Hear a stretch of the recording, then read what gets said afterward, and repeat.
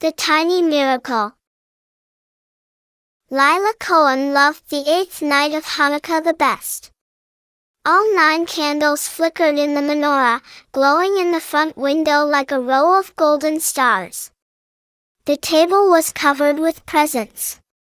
Grandma Ruth always made her famous triple-stacked latke tower, and Uncle Max tried to juggle jelly donuts until one inevitably hit the cat. But this year was different. Just as Lila reached for the matches to light the menorah, the lights in the house flickered and went out completely. Then the same thing happened outside, the whole neighborhood falling into darkness. "Power's out," Dad called from the kitchen. "Looks like the whole block." "No heat, no lights, no music," sighed Lila. "Now what?" Grandma Ruth peeked through the curtains. "And no stars. Cloudy, too. It's really dark tonight." For a moment, nobody spoke. The house was quieter than it had been all week. Then Mom lit a match and handed it to Lila. "There's still light," she said. "Yours."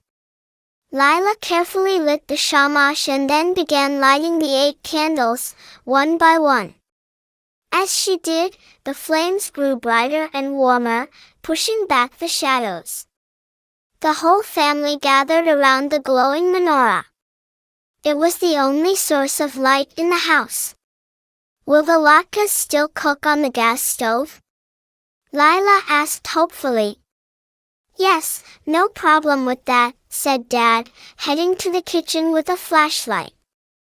Outside, a knock came at the door.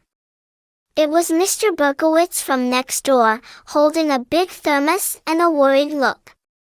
"My wife and I lost power too. Mind if we join you?" "Of course," said Mom, waving him in. Soon there were more knocks. Mrs. Singh brought a tray of samosas. The Garcia twins showed up with board games. Even the shy girl from down the street came, carrying her little dog in a sweater.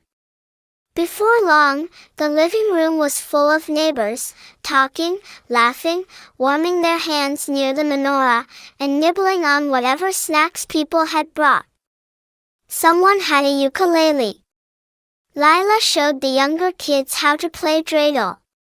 Uncle Max juggled oranges. The power stayed off for hours, but no one seemed to mind. "This," whispered Grandma Ruth, "feels like Hanukkah." Lila looked around.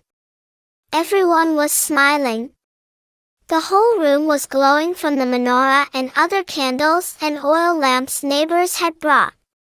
When the lights finally flickered back on, nobody rushed to leave. The board games continued, the music played on, and new batches of donuts and latkes kept coming from the kitchen. From that year on, the Cohens added a new tradition to the 8th night of Hanukkah, neighborhood candle night. Sometimes, the smallest light brings the biggest warmth. The end.